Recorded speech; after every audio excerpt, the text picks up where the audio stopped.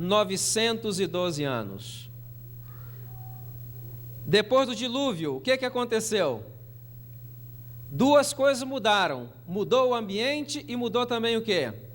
A alimentação. Se vocês lerem o capítulo 11 de Gênesis, vão ver que ao mudar o ambiente e ao mudar a alimentação, a média de vida de 912 anos caiu para 286 anos. Nos dias dos israelitas, qual era a média de vida? O que diz o Salmo 90, versículo 10? Que a vida do homem são 70 anos. Quando existe vigor, chega aos 80, mas a maioria deles é o quê? Cansaço, enfado, porque passa rapidamente e voamos. O salmista não estava determinando que o homem deveria viver só 70, 80 anos. Se vocês verem o versículo no final, na realidade ele estava lamentando quão rápida e quão curta se havia tornado a vida. E hoje estamos vivendo mais ou menos? Ou estamos vivendo mais ou menos? De acordo com a Organização Mundial da Saúde, o nosso mundo tem 6 bilhões de habitantes.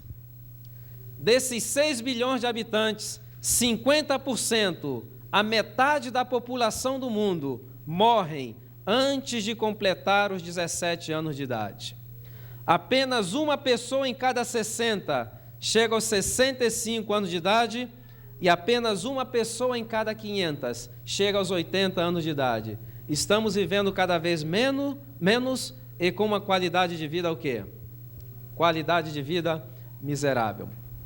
Durante essa semana nós vamos discutir 5 fatores que têm contribuído para essa diminuição da energia da raça humana através dos séculos e o que nós podemos fazer para voltar a ter uma vida de energia, com vigor e o quê? Para podermos ser úteis mais à nossa família, à nossa igreja e ao nosso Deus.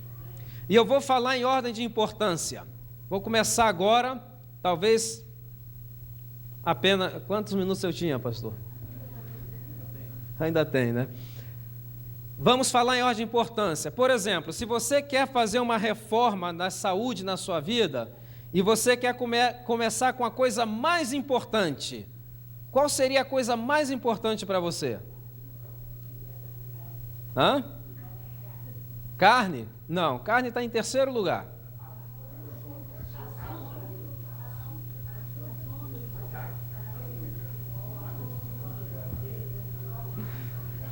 Coisa mais importante que nós deveríamos fazer e que vocês devem fazer seria, isso é urgente, isso é para ontem, reduzir a quantidade de alimento que você está ingerindo. Hoje, pessoas que vivem em estratos sociais onde existe abundância de alimentos, estão como que literalmente cavando as suas sepulturas com os próprios dentes. Em 1996, os cientistas que estudam o processo do envelhecimento publicaram um artigo no Time Magazine intitulado Forever Young, Jovens para Sempre. Depois de 30 anos investigando, pesquisando a nível molecular o processo do envelhecimento, eles fazem algumas declarações que nos assombram. E algumas dessas declarações em perfeita harmonia com o Espírito de Profecia. Diz eles o seguinte, que o mundo hoje está dividido em 2 grupos. Existe um grupo que está morrendo porque não tem acesso ao alimento. E existe outro que está literalmente cavando a sua sepultura com seus próprios dentes. E eles mostram e provam a nível molecular por que o comer em excesso envelhece a pessoa precocemente e encurta a vida. Eles explicam isso de uma maneira bem clássica. E eu vou tentar fazer uma ilustração. O Espírito de Profecia diz que comer em excesso cansa mais do que trabalhar em excesso. Conselho sobre regime alimentar. Já repararam que nunca se comeu tanto e nunca se viu tantas pessoas tão cansadas? Por quê? Porque quando comemos em excesso, todo o nosso processo digestivo controlado pelo cérebro começa a drenar do nosso corpo aquilo que é conhecido como energia vital. E hoje, as pessoas comem mais do que devem E dizem os cientistas, os gerontólogos, se nós reduzirmos em 30% a ingestão de calorias vazias, nós poderíamos aumentar em 40% a nossa expectativa de vida. E eles vão mais longe, diz que não somente poderíamos viver muito mais, mas poderíamos viver com uma excelente qualidade de vida. Vamos supor que vivamos 70 anos, cortamos em 30% as calorias vazias. À tarde eu vou mencionar quais são as calorias vazias. Quanto poderemos viver? 4 vezes 7, 28, mais 70, 98 anos de idade. Mais ou menos com a média de vida dos unzas. Agora, por que envelhece? Vamos supor que você tenha o seu de jejum às 8 horas da manhã. Esse alimento, ele chega ao estômago e aí ele tem que permanecer quanto tempo? Mais ou menos 2 horas, porque é o estômago que se faz a digestão das proteínas. Só que entre o estômago e o duodeno existe uma válvula, um esfíncter conhecido como piloro.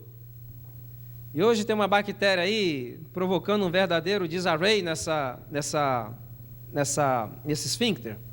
E por que ele fica fechado durante a digestão das proteínas? Porque o estômago produz o quê? Ácido. E é um ácido tão forte, se você colocar o dedo, ele queima. E como é que ele não queima? Por que ele não queima o próprio estômago? Porque o estômago conta de uma mucosa com uma geleia que não permite que esse ácido digira o tecido do próprio estômago. Quando uma pessoa tem um problema de gastrite, que aquela mucosa começa a se desfazer, o que acontece? O suco gástrico, o ácido clorídrico começa a digerir o quê? O próprio tecido do estômago, é um processo de autodigestão. O duodeno não tem essa proteção, então o esfíncter tem que estar fechado, porque se passa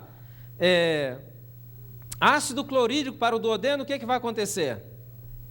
Úlcera gastroduodenal. Então, 2 horas, você comeu às 8 da manhã. Às 10 da manhã, o cérebro manda uma mensagem para o piloro para que ele pudesse o quê? Possa relaxar. Mas você talvez comeu muito rápido de manhã, passa num posto de gasolina enquanto está enchendo o tanque, olha lá assim, vê um sanduíche, ou um burrito, alguma coisa assim, e vou completar o café da manhã, o meu de jejum. No momento que você morde aquele sanduíche, o que acontece com o piloro? Ele volta a contrair. Quanto tempo agora para o sanduíche? 2 horas. Meio-dia, o cérebro manda uma mensagem novamente para o piloro. Só que o piloro grita, não, agora estou vendo muito barulho lá de cima. E vem coisa pesada, é horário de quê? Horário do almoço. Quanto tempo do almoço agora no estômago? Hã? E eu pergunto, onde é que está o seu de jejum? Hã? Estômago. E o que aconteceu com ele? Fermentou. Produziu o quê? Álcool. Esse alimento já não é mais o quê? Um alimento é o quê? Um veneno. E quando ele seguir o seu trajeto, ele vai provocar o quê? Gases, dores de cabeça, distensão abdominal, colites, gastrites, diverticulites, todas as ites da gastroenterologia, na realidade, a maneira como nós não estamos sabendo cuidar do nosso organismo. E muitas pessoas seguem assim, às 4 da tarde, às 6 da tarde, e às vezes chegam em casa às 8 da noite, preparam aquele lauto jantar, sentam-se, respiram fundo assim de frente para a vítima, e o que dizem? Agora sim eu vou comer porque quase não tive tempo de comer durante o dia. Passou o dia todo comendo. E aqui vem as primeiras implicações. Às 10h30 da noite, nosso cérebro deveria estar começando a produzir alguns hormônios. Entre esses hormônios se encontra a melatonina. O que faz a melatonina? A melatonina é o hormônio mestre que desencadeia a produção de vários outros hormônios que vai fazer a recuperação do cansaço do dia anterior. E esse hormônio só é produzido entre 10h30 até 1h30 da manhã. Mas chega meia-noite, o que o estômago está fazendo? Está batalhando com aquele frango, não é verdade? Ele não tem como produzir e quando termina o processo digestivo, meia-noite, meia-noite e meia, a quantidade de melatonina que se produzirá será uma quantidade o quê? Muito pequena. E a pessoa, no outro dia, quando se levanta, apesar de ter estado na cama por mais de 10 horas, quando se levanta, está pior do que quando deitou. Por quê? Porque seu organismo não está descansando. Está trabalhando 24 horas ao dia, 7 dias na semana. Aí o que acontece? A pessoa chega aos 35 anos de idade, vai no médico fazer um exame de sangue. Vem o resultado, o médico diz o seguinte: olha, eu tenho uma má notícia para você. O seu pâncreas só está trabalhando part-time. O que quer dizer isso? Você agora tem diabetes mellitus tipo 2. O pâncreas ainda produz alguma insulina, mas não suficiente para atender as demandas do seu organismo. Você agora precisa de quê? De algum hipoglicemiante oral. Mas a pessoa muda o estilo de vida? O que mudou no estilo de vida dela agora? Somente acrescentou um comprimido. Passam mais de 10 anos. E a pessoa volta no médico, o médico diz: eu tenho uma outra má notícia, seu pâncreas já se aposentou. O que quer dizer? Você agora tem diabetes mellitus tipo 1. Seu pâncreas já não produz nenhuma insulina, você agora depende de quê? De insulina injetável. Por que eu estou mencionando 35 a 45 anos? Não é por acaso. É que hoje, mais de 82% dos novos casos de diabetes estão pegando pessoas entre as idades de 35 a 45 anos. Estão pegando pessoas em idades cada vez mais o quê? Cada vez mais jovens. Então, se nós queremos começar uma reforma na nossa saúde, primeira coisa que deveríamos fazer o que é? Reduzir a quantidade de alimentos, principalmente o quê? Das calorias vazias. O Espírito Profecia menciona que pouquíssimas são as pessoas que necessitam de uma terceira refeição. Terceira entre 3 representa quantos por cento mais ou menos? 30%. Então, há mais de 130 anos atrás, sem os conhecimentos que nós temos hoje, Deus já revelou à igreja, através da sua profeta, que reduzir a ingestão de calorias vazias é o primeiro passo para recuperar a saúde. Que intervalo eu deveria dar entre os alimentos? Quantas horas? Meia hora? Pelo menos 5 horas. Mas as pessoas perguntam: mas eu não aguento ficar 5 horas. Eu tenho fome. E hoje não, provavelmente amanhã à noite, eu vou falar por que as pessoas comem muito e como comer pouco sem sentir fome e se sentir com energia. Amanhã à noite, domingo. Então, o que eu posso fazer? Reduzir o consumo de calorias vazias. E eu creio que poderíamos começar hoje com jejum, não é verdade, pastor? Já são 20 para 1, que tal se a gente se estender aqui até as 5 da tarde? Ou vocês querem se despedir hoje primeiro? Muito bom.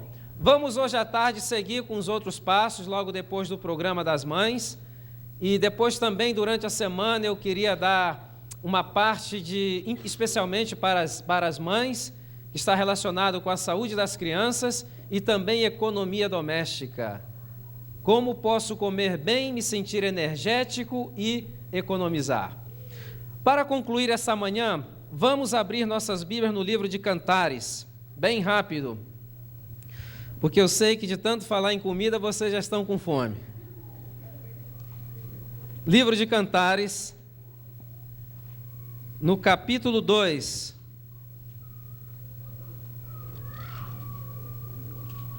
Capítulo 2, vamos ler o versículo 15.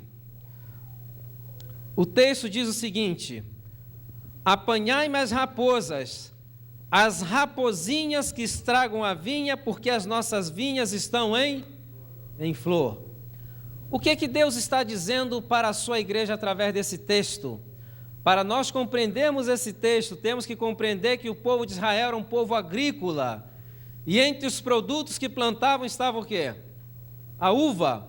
E quando os vinicultores plantavam suas vinhas, eles tinham cuidado de colocar ao redor da vinha o quê? Cerca. E eles colocavam os paus da vinha, da cerca, mais próximo possível um do outro. As raposas grandes não conseguiam entrar, mas as raposinhas pequenas, espremendo-se entre as varas da cerca, entrava uma, entrava duas, entrava 15, entrava 20. Mas espera aí, raposa não come uva ou come? Não, raposa não comia uva. Sabe por que as raposinhas entravam na vinha? Porque não existia lugar melhor para as raposinhas brincar do que dentro da vinha. E elas começavam a brincar, e a vinha em flor, e começavam a saltar, resvalavam-se nas ramas do vinhedo, e quando o vinicultor vinha pela manhã, que olhava as flores, onde é que estavam? Pelo chão. Ele colocava a mão na cabeça, já sabia que essa colheita havia sido o quê? Arruinada. O que Deus está tentando dizer para nós hoje, irmãos, é que nós como igreja, já sabemos lidar com as raposas grandes, mas nós perdemos a habilidade de lidar com as raposas pequenas, e são as raposinhas que estão estragando a vinha da saúde dos nossos filhos, da nossa família e da nossa igreja. Eu vou citar 2 exemplos. Primeiro, se uma pessoa nos oferece café, o que nós dizemos?